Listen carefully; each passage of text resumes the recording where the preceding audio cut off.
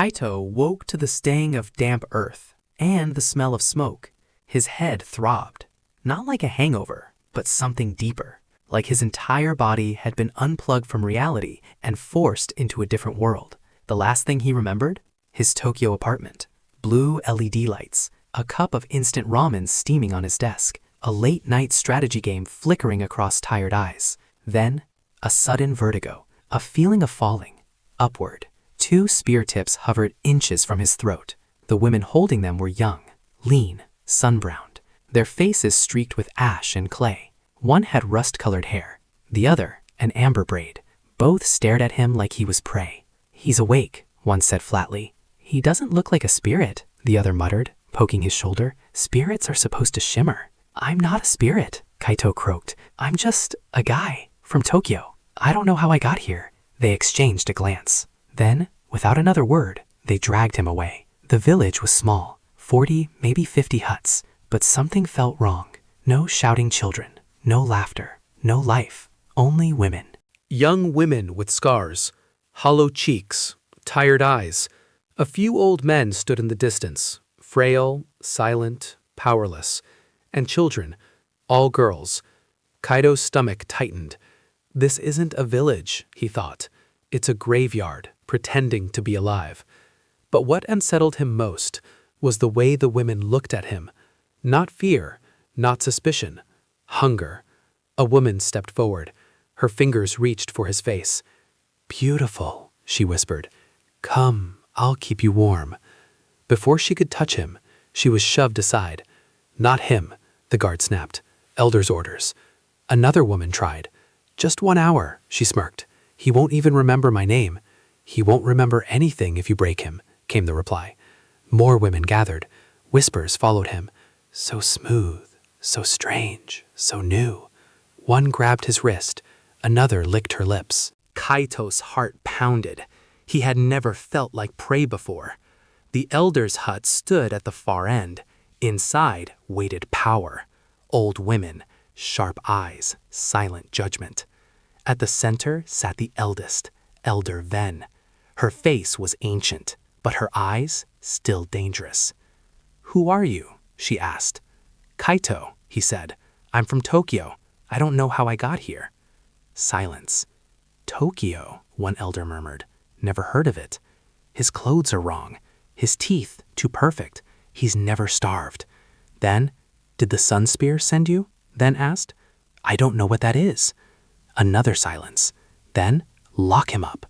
The storage hut was dark, cold, silent. Kaito sat alone. Outside, shadows gathered. Women, waiting, watching, like wolves circling a cage. Then, the door creaked open. A girl slipped inside. Quiet, calm, different. "I'm Senna," she said softly. "My grandmother is Elder Ven." She studied him, not with hunger, with curiosity. "You're not a spirit," she said. "Spirits don't shiver."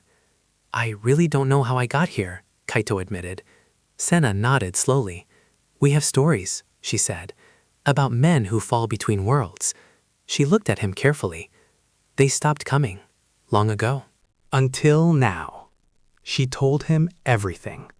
The sun spears, the raids, the killings. No boys allowed to live. No men left to protect them. No future. "And then you appear," she said quietly. "Healthy, young, whole." She met his eyes. "Do you understand now?" Kaito swallowed. Yes, he did. To them, he wasn't just a stranger. He was survival. That night, Senna spoke to her grandmother. "He's not a spy," she said. "He's an opportunity." The elder considered. "Finally, 3 days," Ven said. "He lives for 3 days. After that, we decide." Morning came. Kaito stepped outside. The entire village stopped, watching him, hungry. 2 guards approached. "I'm Vel," one said. "That's Kess. We keep you alive," she added. "And if you run?" Kess smirked slightly. "Then we practice throwing." Everywhere he walked, eyes followed. Voices whispered, "Come to my hut. My door has no lock. I'll take good care of you." Kaito kept walking, because now he understood the truth. This village wasn't just broken, it was desperate. And he was the only thing standing between survival and extinction. High above, from the elder's hut, Senna watched him, silent, thinking, waiting. The 3 days had begun, and the village of women was very, very hungry. The first light of morning bled orange over the cracked eastern ridge. Kaito stepped out of the storage hut, Vel and Cass at his sides, silent, watchful. The village of Sundown Vale stirred to life. Fires rekindled. Children hauled water. Elders moved like old wolves, slow but never weak. But Kaito saw something the others didn't. Everything was breaking. The well rope frayed, patched with mismatched fibers. Grinding stones worn smooth, shedding grit into flour. Fish traps full of gaps, letting food escape. Clay pots cracked, barely holding together. He frowned. They're surviving, he thought, but just barely. And they've been like this so long, they forgot there's a better way. "Stop staring at the well," Vel muttered. "It's just a hole with water." "It's a problem," Kaito replied. He knelt, tasted the water, bitter, heavy with silt. Then he pointed to the rope. "That's gonna snap, soon." Kes raised an eyebrow. "You can tell just by looking?" "I can tell by counting broken strands." He pointed again. "Different fibers, different tension. When the bucket fills, one strand takes the weight."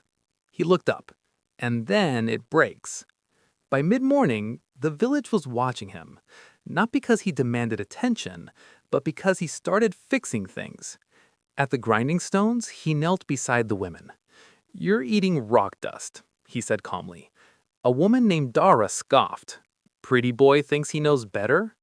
Kaito didn't argue. He picked up 2 stones, one soft, one hard. He demonstrated. The soft one wears down, the hard one stays sharp. Then, sift your flour. The women went quiet. Use cloth, even rough cloth. Let the good flour fall through. Keep the grit out. Dara's expression shifted, from mockery to thought. "Show me," she said. And just like that, everything began to change. Kaito moved through the village like a quiet storm. He didn't command, he didn't boast, he just fixed things. The well rope, rebuilt with stronger braiding. A woman named Eula watched closely, then nodded. "That will last," she admitted. The fish traps, rewoven in tighter patterns. When they pulled one from the stream, 3 carp and a silver eel. For a moment, no one spoke. Then, a collective gasp. Not just surprise, something deeper, hope. Even the salt, he purified it, filtered, boiled, refined, cleaner, safer, more efficient. By the second day, the village felt different. Not safe, not yet, but changing. Elder Van summoned him. This time, the air has shifted. "You've been busy," she said. Her voice wasn't cold anymore. "More fish, cleaner food, stronger tools." She studied him carefully. "If your world is real, you are worth more than 100 warriors." But outside, another problem was growing. The women, they were getting bolder. A touch held too long, a body pressed too close. A message scratched into his door. "My hut tomorrow." Vel erased it, silently, tightly. That night, Senna returned. She sat beside him, close, calm. "They're going to let you stay," she said.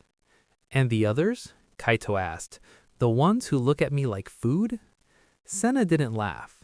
"It's not just hunger," she said softly. "It's hope."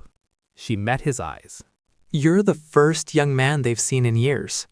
Silence. Then, "I can protect you," she added. Kaito blinked. You? She nodded. If I claim you under my protection, they won't touch you. A pause. Why? He asked.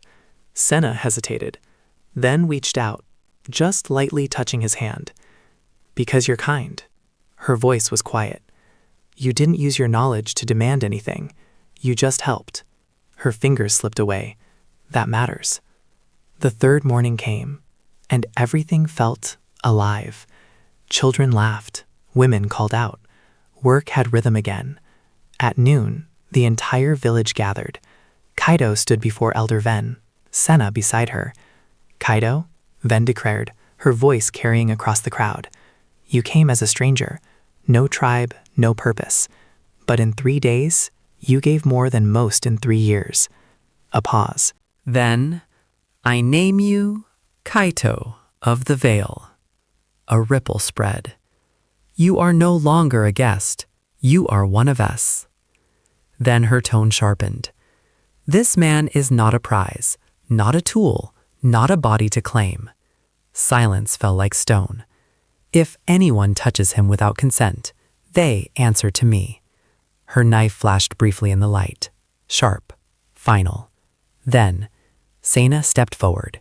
She took Kaito's hand, firm, certain, and raised it. Kaito of the Vale, welcome home. The village exhaled. Then, a clap. Another. Then many. Children cheering, life returning. Kaito stood there, Senna's hand warm in his, and felt something shift inside him. Not fear, not confusion. Something softer, something new. That night, she came again. No tea, no titles, just Senna. She sat beside him, close enough to feel her warmth. You're one of us now, she whispered. I know. The others won't touch you. A pause. Unless you want them to. Kaito turned slightly. What if I don't? He asked quietly. What if I only want? The words failed him, but Senna understood. She leaned closer, slow, gentle, giving him time to stop her. He didn't. Her lips brushed his cheek. Soft, warm, lingering. The first week after Kaito was accepted into Sundown Vale didn't feel like victory. It felt like survival. Every morning began before the sun. Every meal tasted like nothing. Every step through the village carried weight.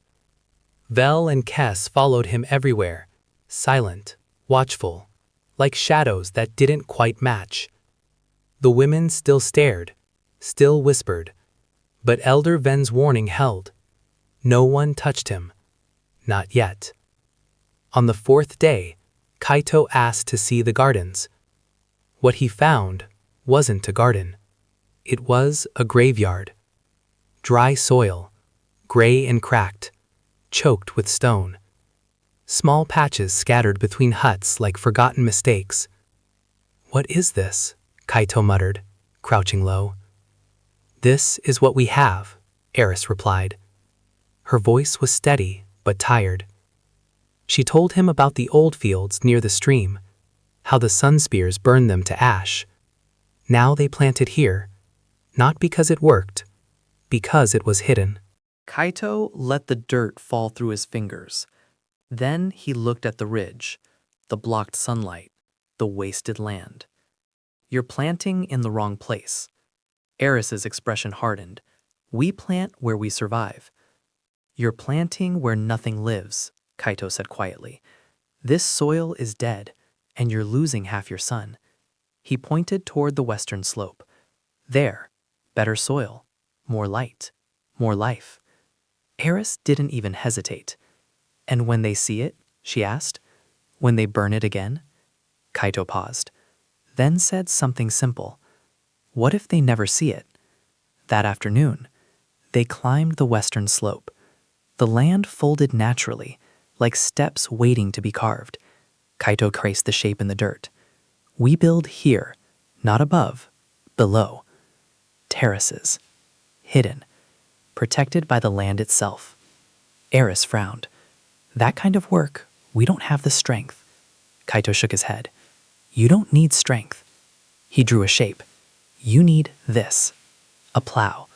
Simple, old, powerful. One tool replacing 10 hands. The women exchanged looks. Then something shifted. Eula stepped forward. I can make the rope. Bren followed. I'll find the wood. Others joined. Not out of hope, out of desperation. By sunset, a plan existed. Not perfect, not safe, but possible. Eris studied him one last time. You think like someone who's been hungry. Kaito didn't answer. 3 days later, the ground began to break. The plow fought them every step. Roots, stones, resistance. But beneath it, dark soil emerged. Alive. Good, Eris said softly. It's still breathing. Kaito wiped sweat from his face. Then he saw her. Sena. No elegance, no distance. Just dirt, sweat, and reality. She caught him staring. Smiled. You look ridiculous, she said. So do you, he answered. She laughed, and the entire terrace seemed to pause. Kaito stepped closer.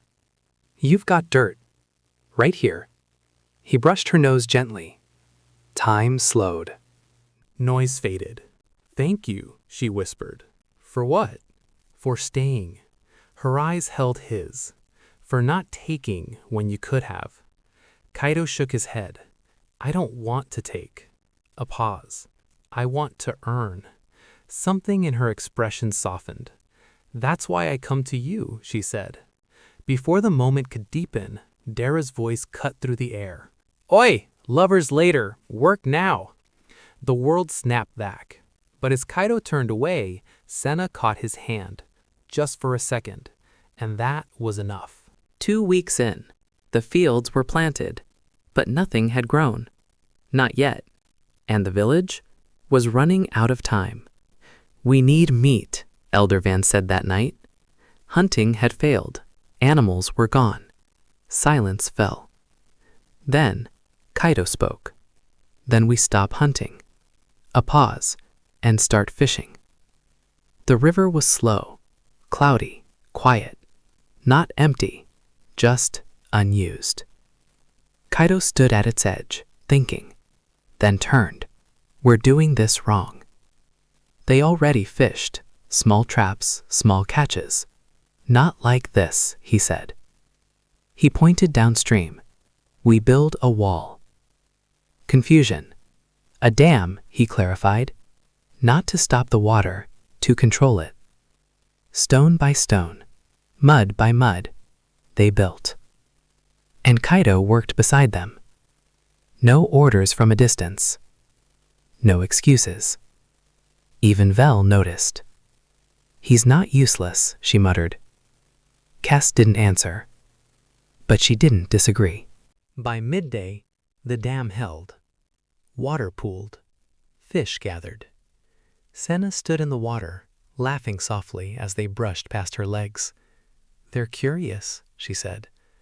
Kaito stepped in beside her. In a few hours, there'll be food. You're very direct. I'm very hungry. She splashed him. He splashed back. Suddenly, they weren't survivors. They were just young, laughing, alive. He caught her wrist.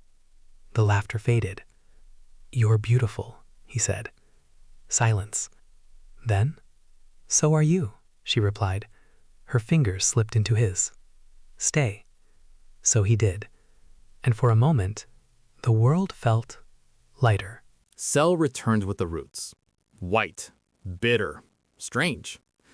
Kaito crushed them, threw them into the water. Nothing happened for a moment. Then, one fish floated. Then two. Then dozens. The river came alive by going still. The women rushed forward. Hands, nets, baskets. Fish after fish after fish. This is magic, someone whispered. Kaito shook his head. No, just knowledge. By sunset, they had more food than they'd seen in years. Smoke rose into the sky. But this time, it wasn't loss. It was life. The 2 months between planting and harvest, Kaito has changed.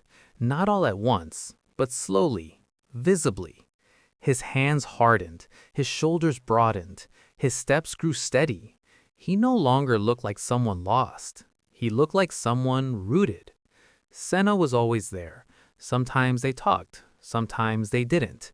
But somehow, their hands always found each other.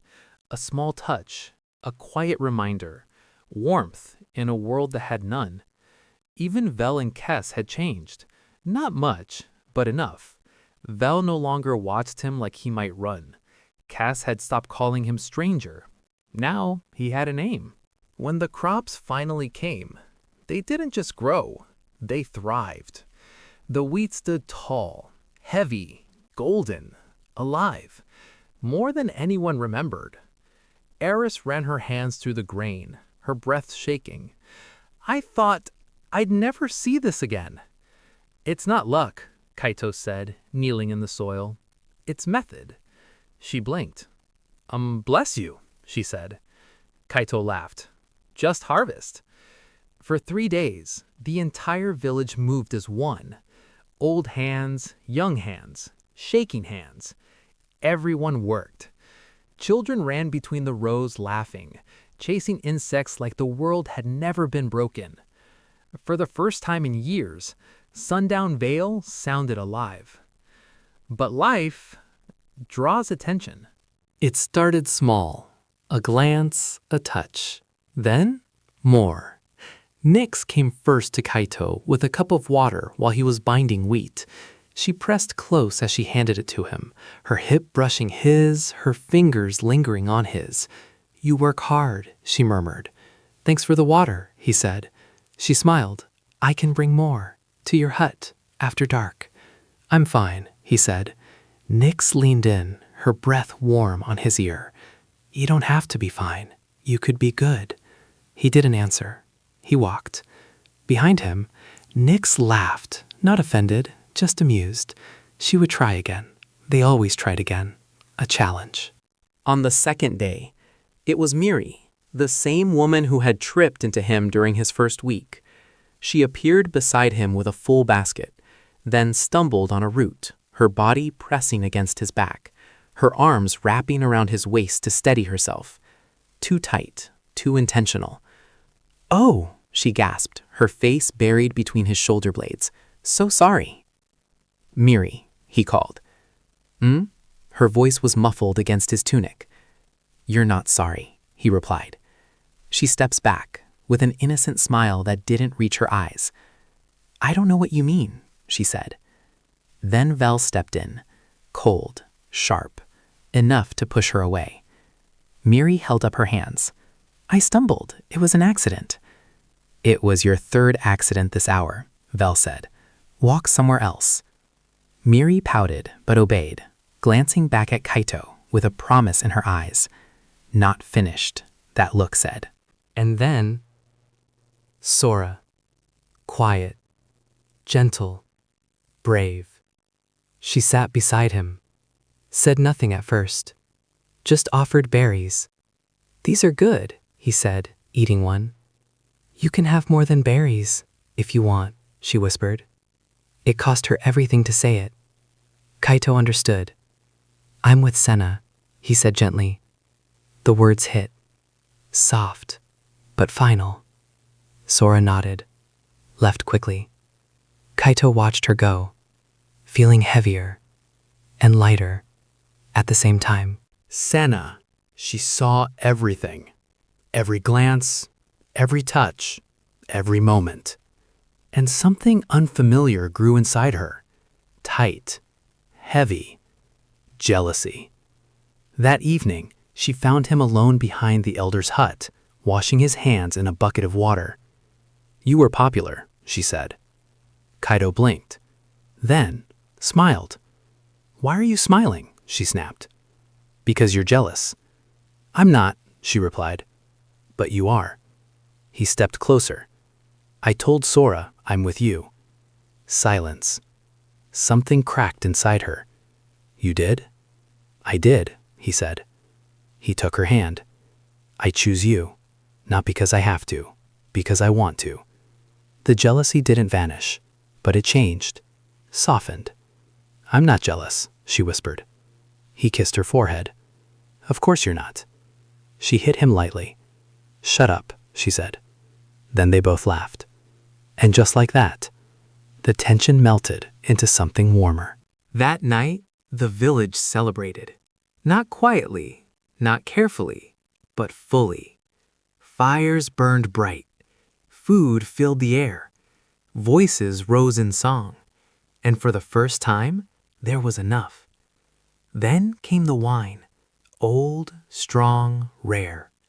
Saved for a day no one believed would come, until now. "Drink, you've earned it," Elder Ven said. Kaito did, and warmth spread through his chest, around him. The women of Sundown Vale drank and laughed and sang old songs through everything. Sina sat beside him, her shoulder pressed to his. Sina drank too, more than him, much more. Her laughter softened, her movements slowed. Her head leaned against him. "You're warm," she murmured. "You're drunk." Warm drunk. Her hand found his. Then she pulled him to his feet, and he followed. They are inside the hut, on the sleeping mat. Firelight, shadows, breath. Her hands on his chest, his hands in her hair. The sound she made, a small, surprised gasp when he pulled her tunic over her head. His voice, "Are you sure?" "Yes, I am," she replied. No hesitation, no doubt, just truth. From the outside, the hut shaking, voice come out. And then, no more words. Morning come, light cut through the hut. Kaito woke slowly, head aching, body heavy, and someone beside him, Sena. Memory hit, fast, too fast. Panic followed. "I'm sorry," he said immediately. She stopped him. "I chose this." He froze. "I came to you," she said. "I wanted you." Silence. "Do you regret it?" she asked. He thought. "No," he said. "I don't regret it." She smiled. "Good, because I don't either." She leaned in and kissed him, soft and quick. "Now help me find my tunic. I need to check on the grain stores before the elders wake up." They dressed in silence, stealing glances at each other. When Sena reached the door, she paused. "Kaito." "Yeah?" "Last night was..." She searched for the word. "Mine. No one else's. You don't need to apologize again." When she left, the hut felt different. Not empty, just changed. Peace never lasts long. The village was settling into the quiet work of preserving the harvest when the screams started. Sharp, sudden, then more. Kaito turned and saw them. 2 women, broken, bleeding, barely standing. "Help them," someone shouted. Women rushed forward, catching the wounded before they fell. Kaito ran with them, his heart in his throat. Vel and Kess flanked him, spears ready, scanning the horizon for pursuers. The 2 women were named Paula and Reen. They had been part of the Eastern Watch, a small hidden post on the northern ridge, meant to give early warning of Sunspear movement. They were the only survivors. The village gathered in the central ground. Elder Ven emerged from her hut, her face carved from stone. Sena stood at her grandmother's side, her expression pale but composed. "Speak," Elder Ven commanded. Paula, the one with the arrow in her shoulder, spoke first, her voice ragged with pain and fear. "They came at dawn, a large party, more than we've seen in years, 30, maybe 40 warriors." Reen, the one missing fingers, took up the story. "They didn't try to hide. They marched straight up the eastern plain, not the western slope, not the creek bed, the plain, like they knew we wouldn't be watching there. But we were watching there," Paula said. "That's why we're alive. We saw them coming. We sent a runner, Mila. She went west to warn the other posts. We don't know if she made it." Then they found us, Reen whispered. Her eyes were hollow. They didn't take prisoners. They just killed. A murmur rippled through the crowd. How long until they reach us? Elder Van asked. Paula closed her eyes. They were a half day behind us when we ran. They'll be here by nightfall, maybe sooner. Silence. The kind of silence that swallows hope whole. Then Elder Van turned to Kaito. You, she said, you have knowledge from your world, knowledge of weapons, of fighting. Her gray eyes were hard as flint. Tell me you have something. Tell me you can give us a chance. Kaito's mind raced. Modern weapons were out of the question. No guns, no explosives, no factories to manufacture them. But there was one weapon, ancient and simple and devastating, that had changed the course of wars in his world's history. The crossbow. A bow, he said, but different. A bow that locks into place. You can draw it slowly, using your whole body, not just your arm strength. Then you hold it, cocked and ready, until you're ready to shoot. It's more accurate than a regular bow. It punches through armor, and anyone can use it, not just trained archers. Elder Ven's eyes narrowed. How quickly can you make one? Kaito did the math in his head. The first one will take time, but once I have the design right, we can make several before nightfall, if I have enough wood, sinew, and women who can follow instructions. You'll have whatever you need, Ven said. Sina, you're his assistant. Vel, Kes, you protect him with your lives. Everyone else, prepare the palisade. Gather every spear, every knife, every rock that can be thrown. We are not running. We are not hiding. We make our stand here. The village scattered into motion. Kaito worked in the central ground, surrounded by a circle of curious, frightened women. Senna knelt beside him, handing him tools before he asked for them. Vel and Kes stood guard, their eyes never stopping their sweep of the horizon. The first crossbow was crude. He had no steel, no springs, no pulleys, but he had hardwood, oak from the northern ridge, salvaged from a fallen tree. He had sinew from the goats, dried and twisted into powerful cordage. He had a trigger mechanism made from a carved bone and a wooden lever. He showed them how to carve the stock, a wooden body shaped like a shallow trough, how to mount the bow, a short, thick piece of oak, curved and reinforced with sinew backing, how to string it with the goat sinew, pulled so tight that it sang when plucked. This is the hard part, he said, sweat dripping from his forehead. Drawing the string. A normal bow you pull with your arms. This bow you pull with your legs. He demonstrated, bracing the crossbow against the ground, hooking the string over a claw on his belt, then straightening his legs to draw the bow back until it clicked into the trigger mechanism. The women watched, wide-eyed. Then you load the bolt, like an arrow, but shorter and thicker.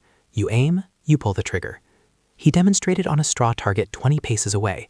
The bolt flew straight and fast, burying itself deep in the packed straw. Dara whistled. That's strong. It'll punch through leather armor, Kaito said. Maybe even through bone if you hit the right spot. It won't stop a charge, but it'll make them think twice. Can we make more? Senna asked. How many women can carve wood? More than you'd think. They worked through the afternoon, splitting into assembly lines. Some women carved stocks, others shaped bows, others twisted sinew into strings, others carved bolts, hundreds of them, tipped with flint and fire-hardened points. By sunset, they had 10 crossbows. Not enough, but better than nothing. The sun spears came. Under 2 moons. That was the first thing Kaito noticed. Not the drums, not the fear. The moons. One large, golden. One smaller, silver.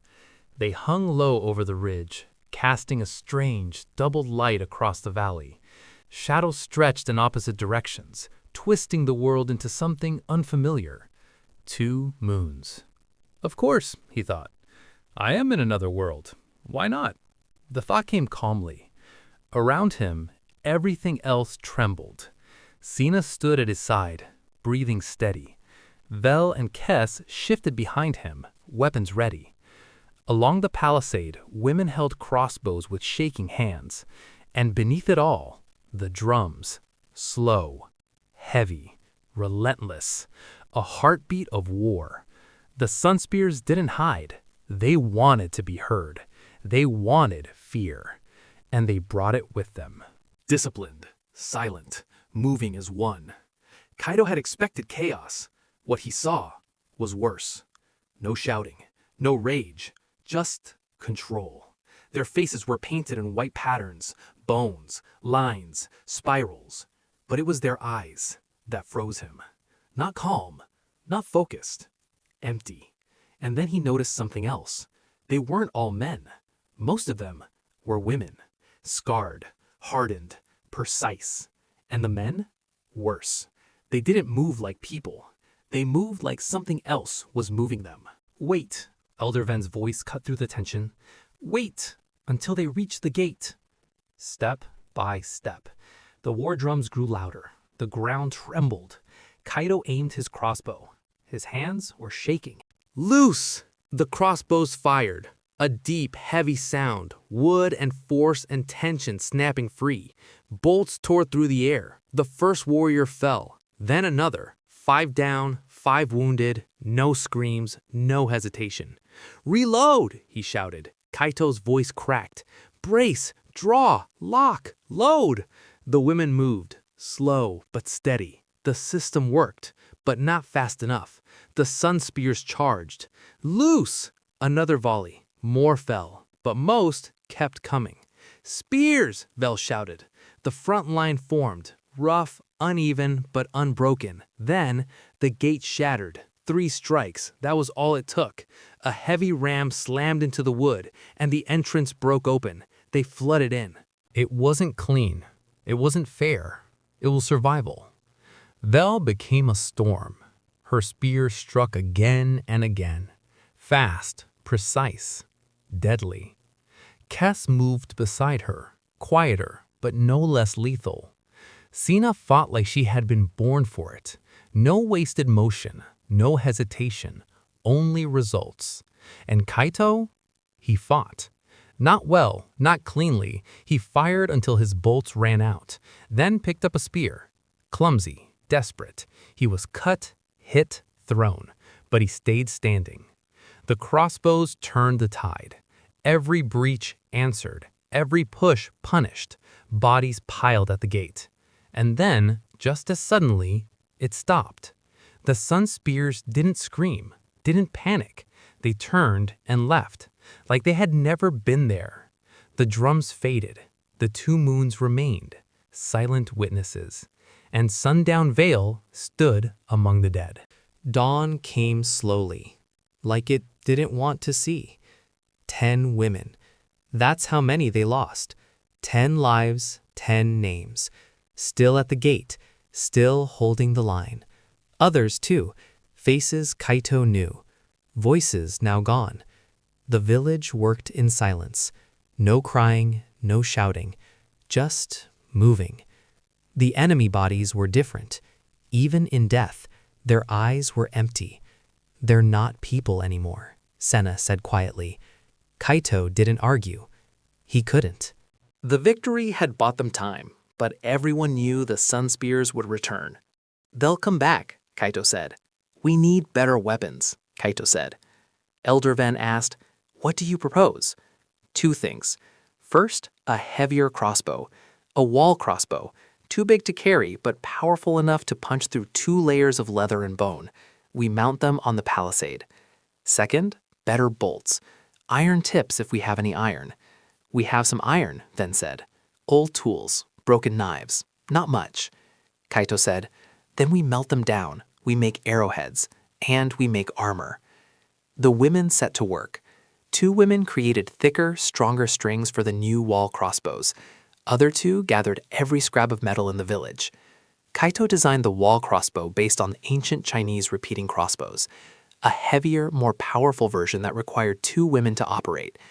By the end of the first week after the battle, they had 4 wall crossbows mounted on the palisade and 20 improved hand crossbows for the fighters. They had also created a dozen suits of layered armor, cloth. The next days were filled with one thing: preparation. Everyone trained. Young, old, doesn't matter. Crossbows, spears, knives. Kaito trained too, falling, getting up, again, again, again. Senna pushed him hardest, not gently, never gently. You're improving, she said. I'm suffering, he replied. Same thing. Vel trained the fighters. Kes trained the killers. Neither spoke about Tora, who had died in the battle. At night, the village grew quiet, but not peaceful. Kaito sat alone in his hut, wine in hand, the last of the leftover wine from the harvest celebration. He was thinking about Senna, about the way she had felt in his arms that night, warm and real and alive, about the way she had looked at him the next morning, her eyes soft, her voice steady. He wanted her. He wanted to hold her, to touch her, to lose himself in her again. But she was on guard duty tonight, walking the palisade with a crossbow and a spear, watching for enemies in the darkness. So he drank alone.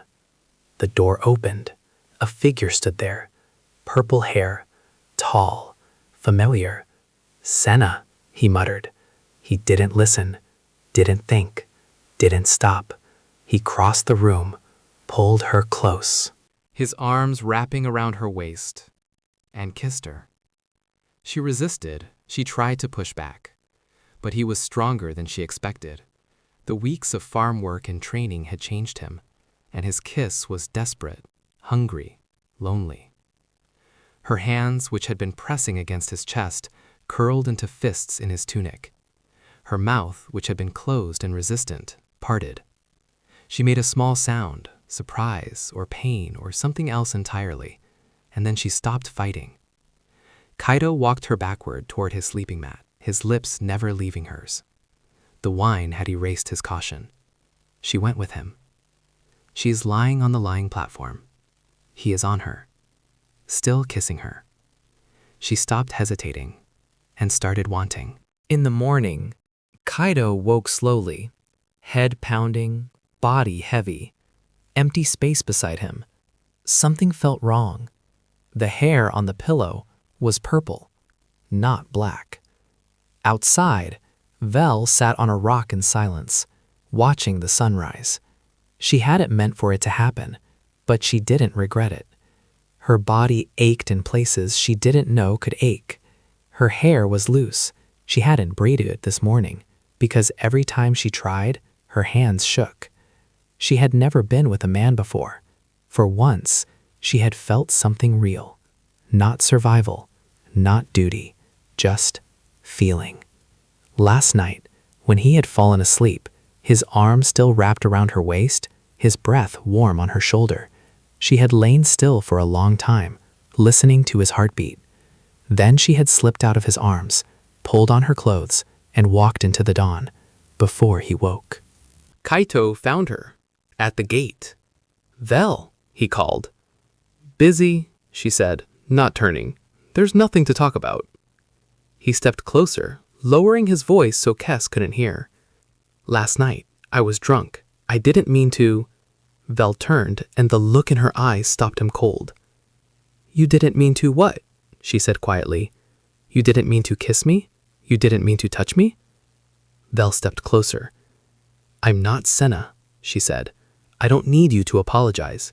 I don't need you to explain." "It was a mistake," Kaito said, but his voice was weak. "No," Vel said. "It was a choice." She stepped back. "Now go. We have a village to protect." She turned back, her spear in her hand, her back straight.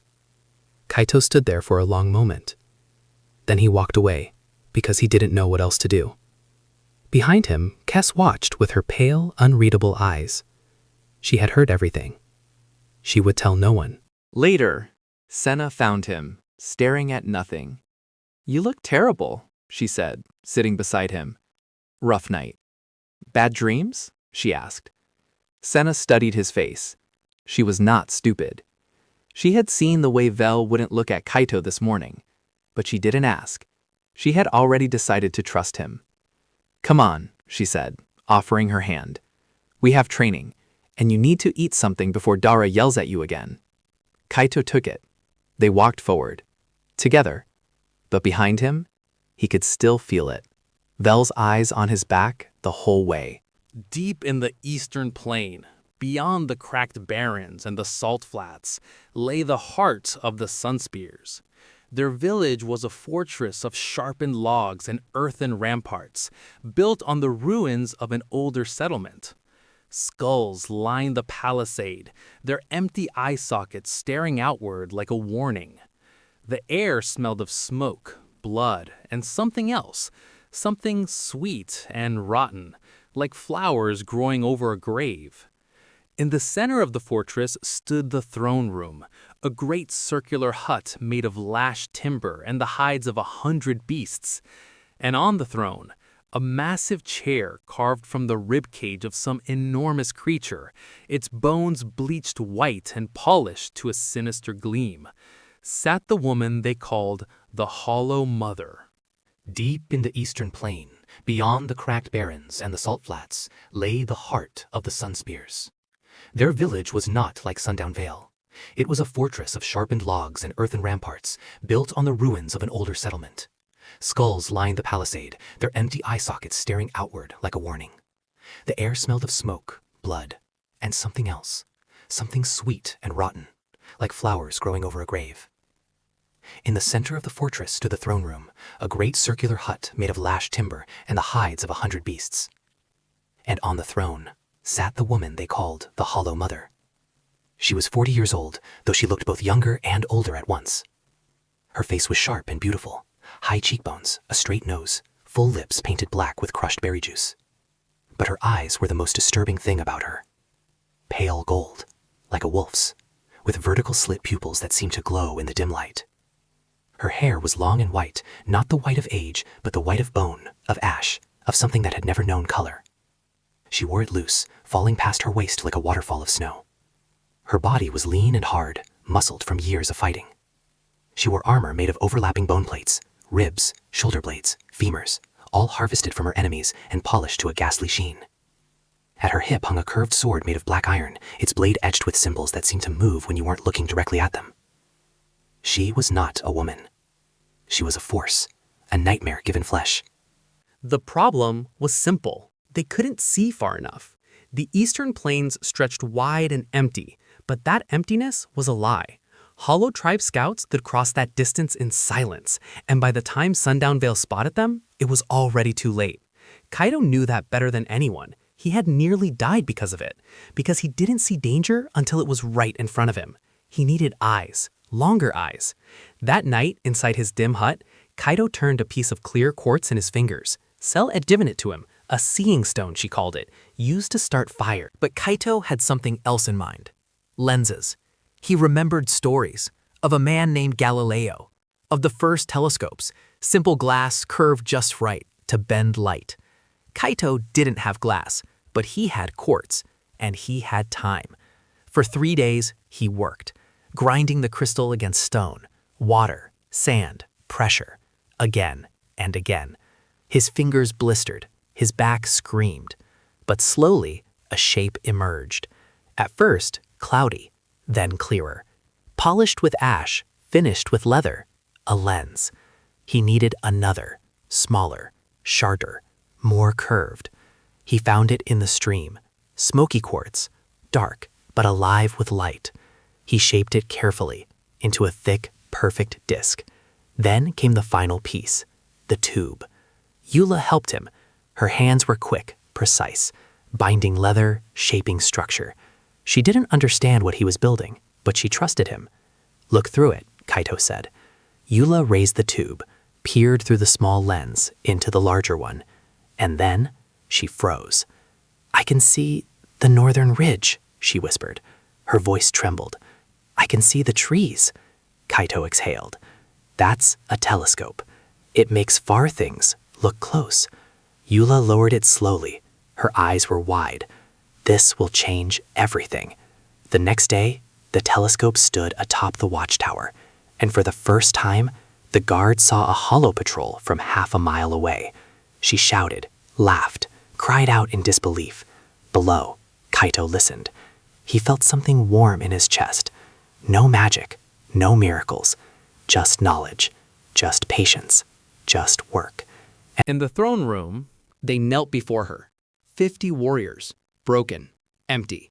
Weapons gone, bodies battered. But they did not tremble. They did not beg. The rituals had burned that out of them. The Hollow Mother didn't need fear. She only needed obedience. You failed. Her voice was soft, sweet, like honey poured over broken glass. I sent you to destroy a village of women and children, and you returned like this. She stepped down from her throne, bone armor clicking softly with each step. She stopped before one warrior, tall, broad, empty. Once she had been someone. Now she was nothing. What did you see? The Hollow Mother asked. What defeated you? The warrior spoke, but the voice was not her own. Crossbows, small bows that lock and fire heavy bolts. They pierced our armor. A pause. Then there was a man, a stranger. He made them. He taught them. The Hollow Mother's eyes narrowed. A stranger, she smiled, thin, cold. Where did he come from? We do not know. No tracks, no tribe. Silence. Then, a decision. You failed me. But I am not without mercy. You will try again. 3 months. Train. Regroup. Gather strength. She returned to her throne, white hair pooling like snow. And when you return, her voice dropped, sharp, precise. Bring me the stranger. Alive. The village did not rest, not for a single day. From sunrise until darkness swallowed the sky. They trained. Spears clashed in the center ground, under Vel's command, harder than before, harder than necessary. She pushed them until they collapsed, then pushed them again. No one complained. They all knew. The Sun Spears, called Hollow Tribe, would return, and next time, they would bring more. Kess trained the knife fighters, close combat, dirty combat, in mud, in darkness, between narrow spaces. Her eyes were colder now, her hair cut short, severed after Tora's funeral. No one spoke of it. And Kaito built something different. Dara had returned, her legs still weak, but her voice stronger than ever. Hold, aim, loose. 30 bolts flew, 30 impacts. Not perfect, but deadly enough. Again, reload, draw, lock, load. The women moved like a machine now, calloused hands, steady aim. They were no longer farmers, they were soldiers. But Kaito knew the truth. It still wasn't enough. The enemy had magic, dark rituals, control. They had courage, and courage was not enough to stop magic. A single thought echoing, I need something more. That night, Kaito sat alone, watching the flame of an oil lamp flicker. I don't have power, he whispered. But then, a thought, sharp, clear. You have a brain. His eyes lifted. He remembered history. War, evolution, the moment everything changed. Guns. A peasant could kill a knight. One shot could end a battle.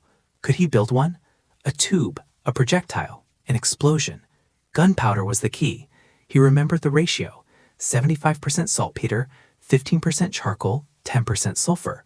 But where would he find saltpeter? Then he remembered the cave cell have told. White crystals, crested along the walls. The next morning, he went with Cell. Half-hour walk from the village, hidden behind a curtain of hanging vines. Inside, cool air, damp stone, and walls covered in white. He scraped some, tasted it. Bitter, sharp, saltpeter. His heart pounded. Cell, this cave could change everything. For healing, she asked. For war, he said. The first test, a pinch of powder, a spark. Foosh, light, smoke, power. It worked. Then iron scraps, broken tools, melted them down in a clay furnace, pouring the molten iron into a clay mold shaped like a long tube. The first barrel cracked, the second warped, the third held. He shaped it, smoothed it, carved a wooden stock from a piece of oak, shaping it to fit against his shoulder, designed a crude mechanism. It was ugly, heavy, but it was real. At dawn, he tested it. Powder, wad, lead ball, aim, trigger. Boom! Thunder split the air. Smoke exploded outward. The recoil slammed into his shoulder. The target shattered. Women screamed. Children ran. Dara charged in. Spear raised. What was that? Kaito smiled, lowered the weapon. It's not thunder. Word spread fast. Everyone gathered. Eyes locked on the weapon, on the destruction. Kaito knew he couldn't do this alone. Then, a voice. I can help. I want to help. Rena. Quick hands, sharp mind. I know metal. Another stepped forward. Mara. strong, steady. I'll run the furnace. Then, Lena, young, focused with sharp eyes and a sharper mind. I'll learn. I learn first. Kaido looked at them. Not the best warriors, builders. We have 1 month, he said. 5 guns. Can we do it? They nodded. All 3. Kaido took a breath. Then, let's begin. While Rina, Mara, and Lena forged the remaining weapons, Kaito began training the ones who would carry them. He chose 5: Senna, Vel, Kess, Dara, and a young hunter, Pella, the best fighters in the village, the ones who would decide the battle. The first rule, Kaito said, holding the gun steady: never point this at anything you don't want destroyed. The women didn't laugh, didn't move. They understood. Always assume it's loaded. Finger off the trigger until the moment you decide. Silence. Focus. Discipline. Then came the second lesson. Loading. Slow. Clumsy. Unnatural. Powder. Wad. Ball. Ram. Prime. Again. And again. Until it became rhythm. Senna stepped forward for her first shot. She aimed at a wooden shield, pulled the trigger. Boom. The ball punched through the shield and buried itself in the tree behind it. Silence. Senna lowered the gun. This is death, she said quietly. Kaito met her eyes. This is certainty. A crossbow can fail, but this doesn't. By the end of the month, they could load and fire in 30 seconds. Not fast, but fast enough. Training became relentless. From dawn until sunset, they pushed past their limits. Spears, crossbows, knives, formations, guns.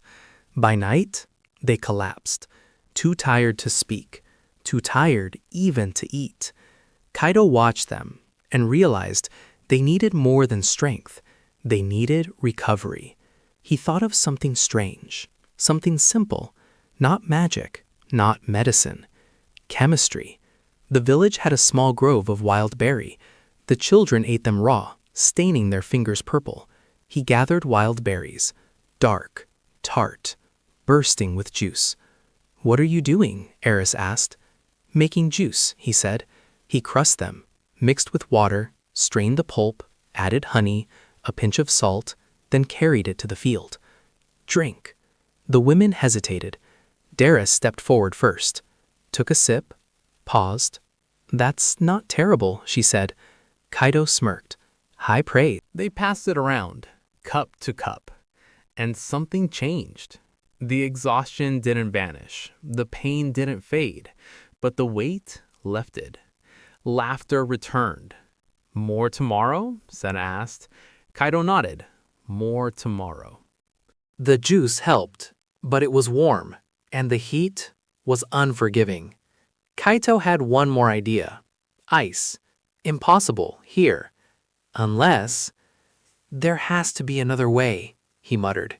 He sat in his hut thinking, searching, digging through memory, until something clicked. A documentary. Old Europe. 16th century chemists. A strange method, a forgotten trick. Using saltpeter, potassium nitrate. Kaito sat up. He already had it. He had been using it for gunpowder. But saltpeter had another property. When it dissolved in water, it pulled heat, fast, violently. If he used that reaction carefully, he could steal heat from water until it froze. It was insane. It might work. Kaito gathered everything he needed. A large clay bowl, a smaller pot, saltpeter from the mine, clean water from the well. He filled the large bowl with saltpeter, handful after handful, enough to surround the smaller pot completely. Then, he added water, just a little. The reaction was immediate. A hiss, a sharp chill. The mixture turned cold, shockingly cold. Kaito didn't hesitate. He placed the smaller pot inside the bowl, nestled deep in the saltpeter slurry, then filled it with clean water, and waited. Minutes passed, slow, heavy. 30 minutes later, he reached in. The water was solid, ice, a perfect disk, clear, cold, real. Kaito stared at it, then laughed, a sharp, disbelieving laugh. It worked! It actually worked! He cracked the ice, wrapped the shards in cloth, dropped them into the juice. The women gathered again, curious, suspicious. Kaito poured. Try it. Sina drank first. Her eyes widened instantly. It's cold. Vel took a sip. Very cold. Kes said nothing.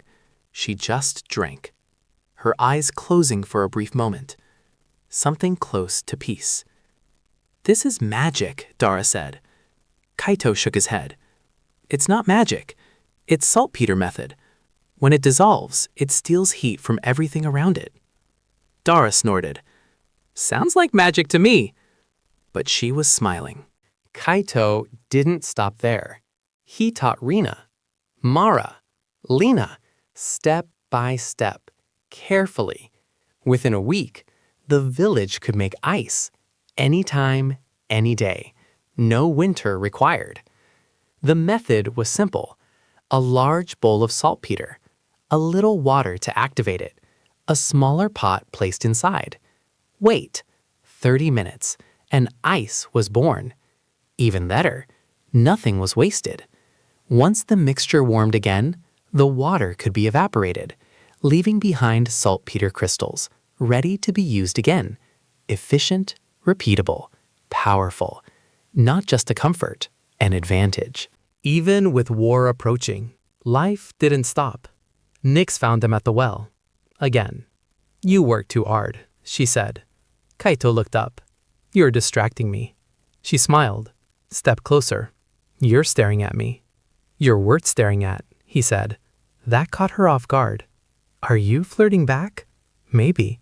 For once, Nyx didn't have the upper hand. Then say yes, she whispered.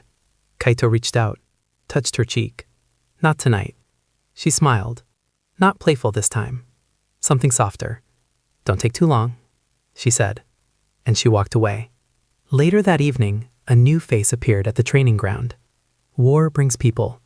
Loss brings survivors. Rhea arrived quietly. A fighter. A survivor from a village the Hollow tribe had destroyed. A blacksmith's daughter. You make weapons, she said. Kaito nodded. I can help. Her hands told the truth. Scarred, strong. I want to help. I know how to work metal. Kaito think and said, then you're hired. But no salary, no day off unless too tired. Rhea almost smiled. Almost. Then came Lonnie. Not a fighter, not a smith.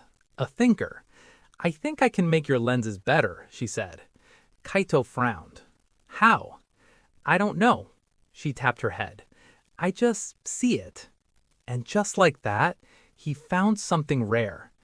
Kaito recognized something in her eyes, the same spark he had seen in inventors, in engineers, in people who thought differently. You're a natural, he said. What's a natural? Someone who sees what others don't. Lonnie smiled, a shy, pleased smile. Can I help you? You can help me a lot. Val stayed close, but distant. She guarded him, followed him, protected him, but never looked at him, never spoke, more than necessary. Kato tried. She always found a reason to leave. Kes saw it. Of course she did. You should talk to him, Kes said. There's nothing to say, Vel replied. You're lying. Whatever happened, Kes continued, it wasn't just his fault. You were there too. You chose. Silence. You're miserable, Kes said. Vel didn't answer, but she didn't deny it either. They stood in silence for a long time, watching the two moons rise. The night was quiet. Too quiet. Kaito sat alone, the lamp flickering low. Tomorrow, the sun spears called Hollow Tribe would come. The scouts had seen them gathering, 200 warriors, maybe more. Everything they built would be tested. Sina hinted. I can't sleep, she said. Me neither, he replied. She sat beside him, close. I'm scared, she admitted. Kaito looked at her. Strong, unbreakable, Sina. Me too, he said. A pause. Whatever happens tomorrow, I'm glad I met you. Kaito kissed her, to her lips, soft and tasty. Kaito nodded. So am I. She rested her head briefly against him, then stood and left. Later, another knock. Ria. I don't want to be alone tonight, she said quietly. Kaito hesitated. She stepped inside without asking. Ria was silent for a moment. Then, because tomorrow I might die, and I don't want to die without knowing what it feels like. Without knowing what? She stepped closer. Her hand touched his chest, over his heart. She said, to not be alone. Kaito looked at her. You're not alone, he said. Then prove it. He reached out and cupped her face. She leaned into his touch, her eyes closing. Stay tonight, he said. She stayed. The hut was quiet. They kissed each other. His lips touched hers. Then they do more than just kissing that night. The lamp burned low. Words faded. Outside, the twin moons rose higher, and far away, across the eastern plain, the Hollow tribe marched. The sun colored the eastern ridge when the cry came from the watchtower. They're coming! Kaito jerked awake. Ria was already sitting up, hand on her spear. How many? She shouted. Kess's voice answered, 200, at least. 200. Kaito's blood turned cold. Last time, 50 nearly broke through. 200 was a death sentence. But he had 5 guns, each with 1 shot before a slow reload. 5 kills, not enough, but something. He grabbed his crossbow and bolts. Stay close to me, Ria said. Stay close to me, he replied. For a moment she almost smiled. This time they didn't wait behind the palisade. Elder Ven made the call at dawn, meet the Sun Spears called Hollow Tribe on the plain. We die on our feet, Ven said, not on our knees. The women formed 3 lines. First, spear fighters, led by Vel. Second, hand crossbows, led by Dara. Third, the gun squad, Senna, Vel, Kess, Dara, and Pella. Behind them, 4 heavy wall crossbows waited. Kaito stood between the second and third lines, crossbow in hand. The Hollow tribe appeared over the western slope.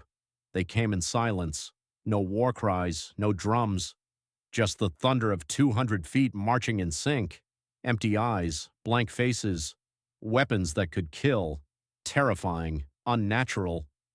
But Sundown Vale was not afraid, not anymore. Wall crossbows loose, Dara shouted. 4 heavy crossbows fired as one. A deep mechanical boom shook the ground. 4 bolts flew. Each punched through one warrior, then another, then a third. 12 fell in one volley. Reload! The Hollow army kept marching. Loose. Another boom. Another 12 down. The hand crossbow women fired. 30 bolts, 30 kills. By the time the Hollow army reached the spear line, a third were already dead. Gun squad, fire! Kaito shouted. Senna raised her gun. Boom. A Hollow warrior's chest exploded. Vel fired. Boom. Kess fired. Boom. Dara fired. Boom. Pella fired. Boom. 5 shots. 5 kills. Smoke billowed. The Hollow warriors hesitated. Not fear, just confusion. Reload. Over 100 Hollow warriors crashed into the spear line like a wave against a cliff. The spear line did not break. Kess moved like a ghost, knives flashing. When a massive warrior broke through, she raised her gun, aimed at his face, and fired. Boom. He dropped. The guns weren't magic. They were loud, slow, but when they fired, they killed. Kaito was reloading when he saw it. A huge Hollow warrior charging from the side. No time to raise his weapon. Then Nyx appeared. She threw herself between them, stabbing upward into the warrior's throat. He fell. Nyx stood over the body, breathing hard, arm bleeding. Kaito! Nyx! You're supposed to be on the reserves. I saved your life. She grinned, blood on her face. You owe me. When this is over, you're going to kiss me. Nyx, Kaito said. I'm not asking. She laughed and ran back into the chaos. Kaido stared after her, heart pounding. Then he raised his crossbow and fired. One less hollow warrior. The battle ended. The hollow warriors didn't retreat. They just stopped, mid-swing, mid-thrust, and collapsed. All at once, like someone cut their strings. Kaido stood among the bodies, crossbow smoking, hands shaking. Dara limped through the carnage. 90%. We got 90%. The survivors, maybe 20, fled east. Too few to matter.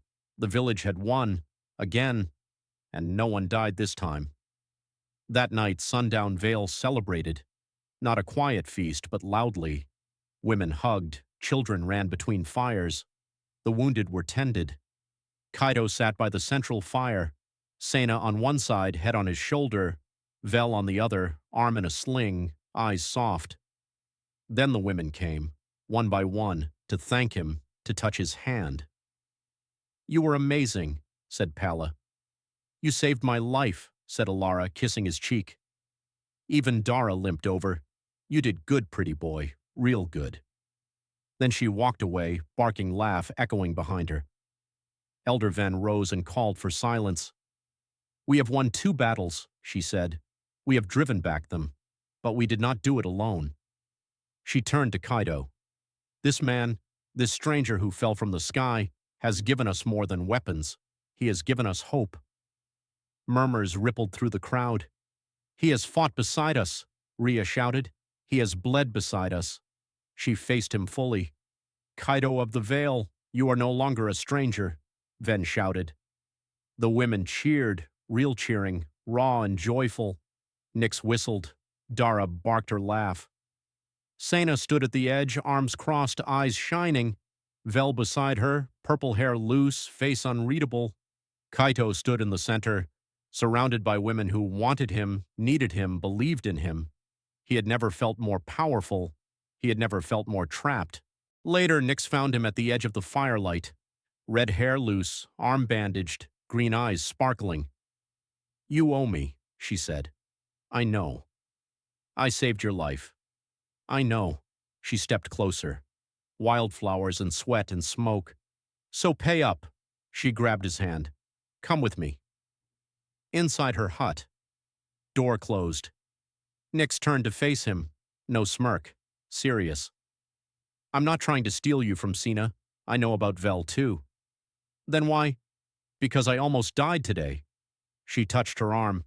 "I threw myself in front of a hollow warrior for you." She stepped closer, touched his face. "I want to be held by someone who matters." "You matter," he said. He kissed her, soft, then deeper. She kissed him back like she was starving. Afterward, they lay tangled together. She lifted her head, her eyes soft now. "That was the best thing that's ever happened to me. I'm not asking to be your wife, just to be included, sometimes, when you have room." Kaido kissed her forehead. "I think I can do that." Nyx smiled, a real smile. "Good, because I'm not going anywhere." Kaido woke early, Nyx still asleep beside him, went out, sit on a log. He felt something was still missing. The women were tired, they needed rest and heal, but they also needed food. 2 birds with 1 stone, Kaido thought. He found Rina, Mara, and Lena at the workshop. "Change of plans," Kaido said. "Today we're making fishing rods." Rina looked up, confused. "Fishing rods? Lots of them. The village needs food and the women need rest. Fishing is rest. Fishing is food." Mara nodded slowly. "My mother used to fish." Lena grinned. "I've never fished before." "Then you're about to learn." For the next 3 hours, the 4 of them worked side by side. Kaido showed them how to select the right branch, straight, flexible, not too thick. Rina's clever hands stripped the bark and smoothed the wood. Mara's strong arms bent the branches into shape. Lena's quick fingers tied the cordage and attached the bone hooks. They made 20 rods, then 30, then 40. By noon, every woman in the village who wanted a rod had one. The sundown run had never seen anything like it. Dozens of women lined the riverbank, fishing rods in hand, lines in the water. Some sat on rocks, some stood in the shallows, some lay on the grass, eyes half closed, rods propped on forked sticks. They were quiet, the quiet of peace. Nix sat on a boulder, her hair blowing in the wind, rod dangling over the water. She caught Kaido's eye and winked. Sena sat farther downstream, dark hair loose, bare feet in the water. She wasn't fishing, she was watching.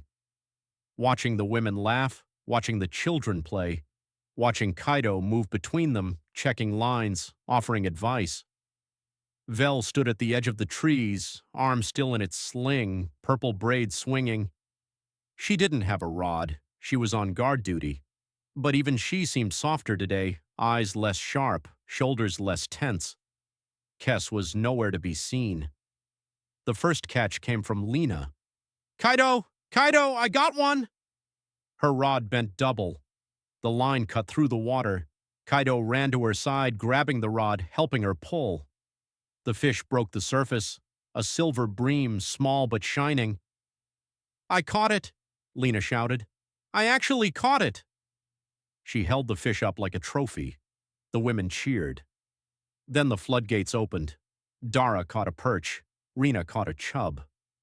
Sena, who had finally picked up a rod, caught a pike so large it took 2 women to haul it onto the bank. He took over the central fire, showed them how to scale, how to gut, how to rinse. Then he cooked. Carp wrapped in leaves, buried in coals. Perch fried on a flat stone, skins crisp and golden. Pike boiled into rich soup with wild herbs.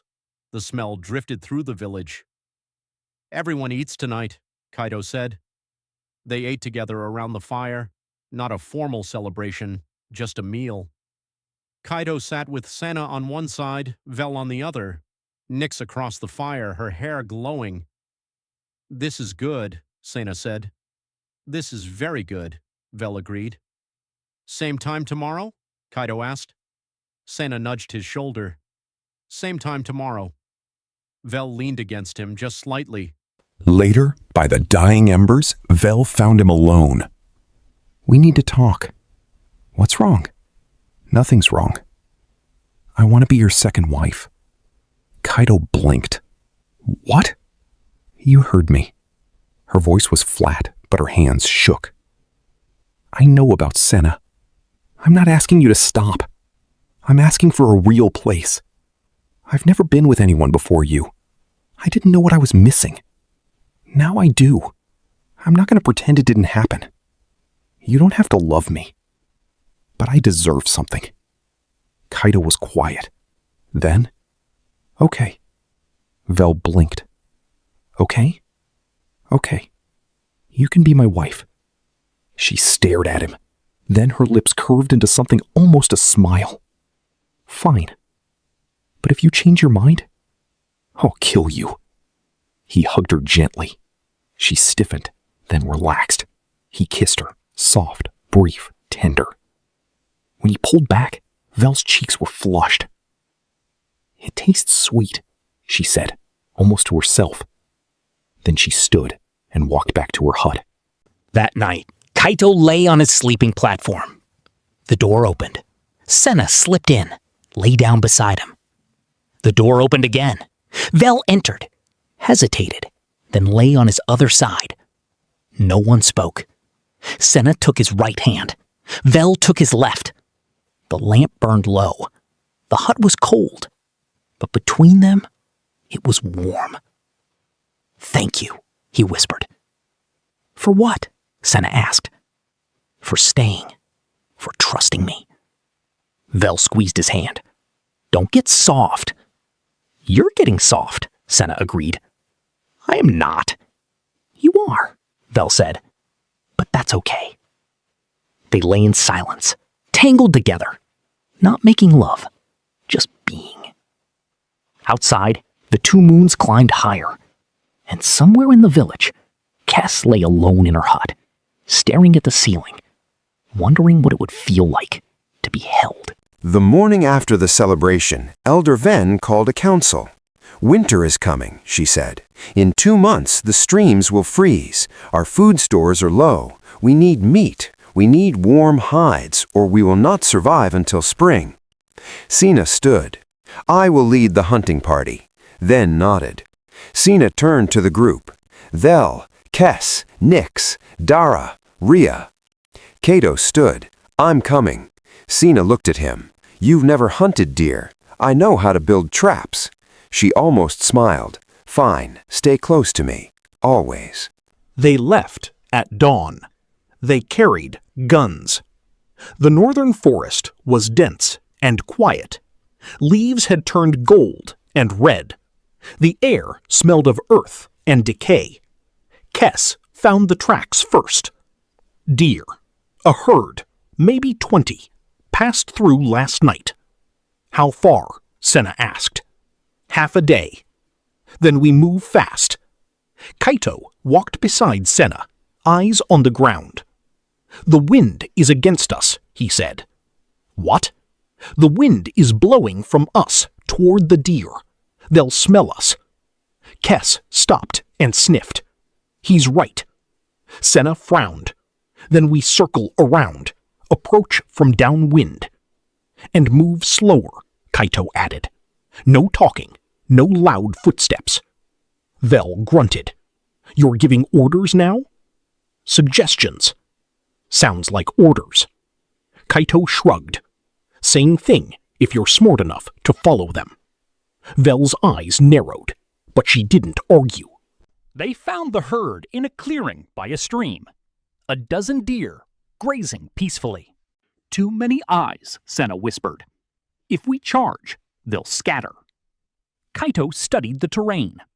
The clearing was surrounded by dense brush on 3 sides, with the stream on the 4th. The deer entered through a narrow gap between 2 large boulders. We don't chase them, he said. We make them chase themselves. Senna looked at him. What do you mean? A corral trap. We build a funnel, walls of branches and rope that guide the deer into an enclosed pen. Then we drive them in. Once they're inside, we can kill as many as we want. No chasing, no scattering. Vel raised an eyebrow. You can build that? I can try.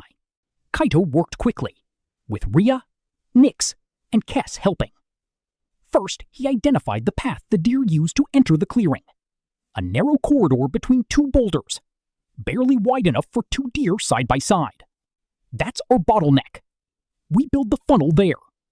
He showed them how to weave branches into long, flexible fences. Wide here, narrow here. The deer don't realize they're being trapped until it's too late. Ria's clever hands wove the branches. Nix tied the knots. Kes cut the saplings. Kaito directed everything.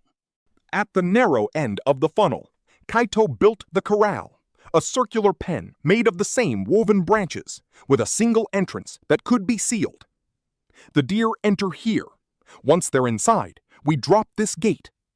He showed them a simple rope and pulley system, a log suspended above the entrance, held up by a rope. Pull the rope, the log falls, the entrance is blocked. Ria looked at the mechanism. That's clever. That's engineering. Same thing. Kaito didn't have salt, but he had something better. Apples. The village had a small apple tree, half wild, its fruit small and sour. The deer loved them. He gathered a basket of apples and scattered them inside the corral, then along the funnel. They'll follow the scent, 1 apple at a time, closer and closer until they're inside. And then, Senna asked. And then we close the gate and take our time. The hunters spread out around the clearing, Senna, Vel, Kes, Nix, Ria, and Dara with her gun. Kaito positioned himself near the corral gate, the rope in his hand. They waited. The deer returned to the clearing at dusk, drawn by the scent of apples. They found the trail. They followed it. 1 apple, then another, then another. The first deer entered the funnel, then the second, then the third. Kaito held his breath. The deer moved slowly, cautiously, but the apples were too tempting. They followed the trail into the corral, 6 of them, then 8, then 10. Now, Senna whispered. The hunters burst from cover, yelling, waving their weapons, driving the remaining deer toward the funnel. The deer panicked, running forward, directly into the corral. Kaito pulled the rope. The log gate fell with a heavy thud, sealing the entrance. The deer were trapped. The corral was small. The deer had nowhere to run. They pressed against the woven walls, eyes wild, breath coming in short, panicked bursts. Senna raised her gun. Take only what we need. No waste. One by one, they fired. Thwack! A doe fell. Thwack! A young buck. Thwack! Thwack! Thwack! Within minutes, 8 deer lay dead. Kaito lowered his gun. His hands were shaking, not from fear, but from the strangeness of it. That's, he started. Efficient, Vel finished. Brutal, Nix added. Necessary, Senna said. She looked at the deer, then at Kaito. You did this. We did this. She almost smiled. Good hunt. They butchered the deer where they fell, gutting, skinning, quartering. The meat was packed into bundles. The hides were rolled and tied. The antlers and bones were saved for tools. 8 deer, more meat than the village had seen in years. Nix sat beside Kaito as he worked, her hands bloody, her hair wild. You're full of surprises, she said. I'm full of ideas. Same thing. He looked at her. You're not going to flirt with me while I'm elbow deep in a deer, are you? She grinned. Would you prefer I wait until you're clean? I'd prefer you never stop. Her eyes widened. Then she laughed, a bright, surprised laugh. Careful, she said. I might take that seriously. Maybe I want you to. She leaned over and kissed his cheek, leaving a smear of blood. Now you're marked, she said. Mine. Sena watched from across the clearing, her arms crossed. But she wasn't angry. She was smiling. As the butchering continued, Rhea appeared at Kaito's side. She had been quiet during the hunt, focused, efficient. But now, with blood on her hands and sweat on her face, she was smiling. You're good at this, she said. At killing deer? At thinking, at planning. She stepped closer. At making things work. Kaito kept his eyes on the deer. I just use my brain.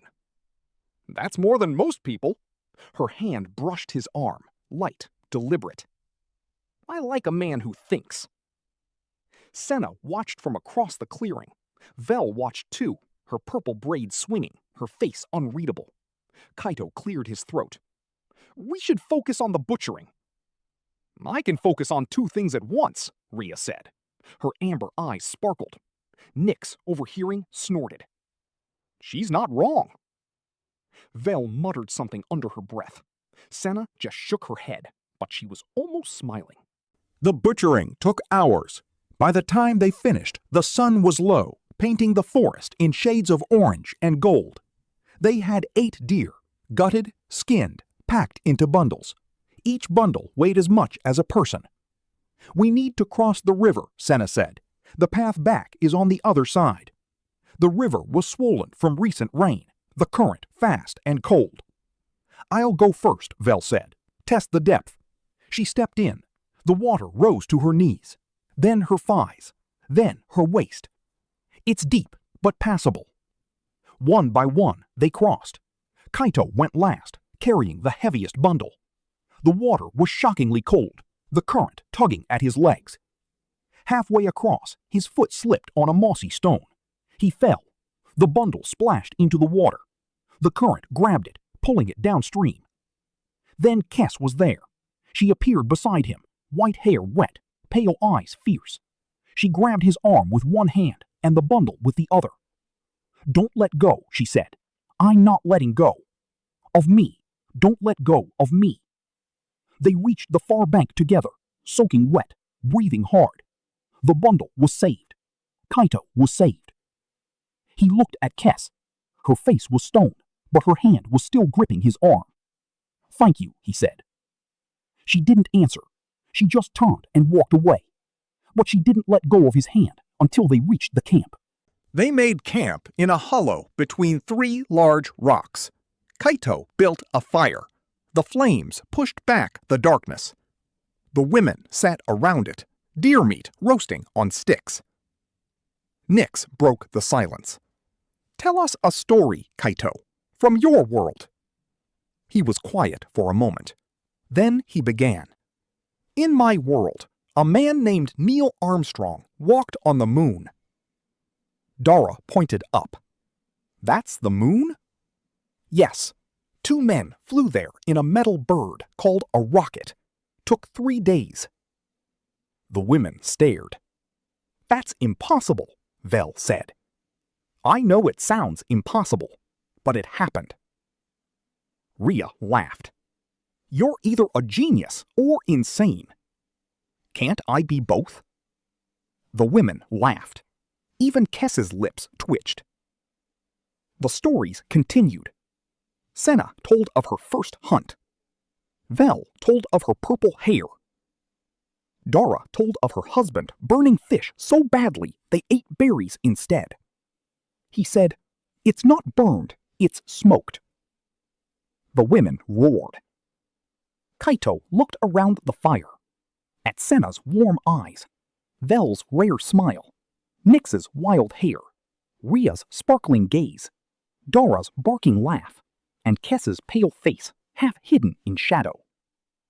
For a moment, he felt something close to peace.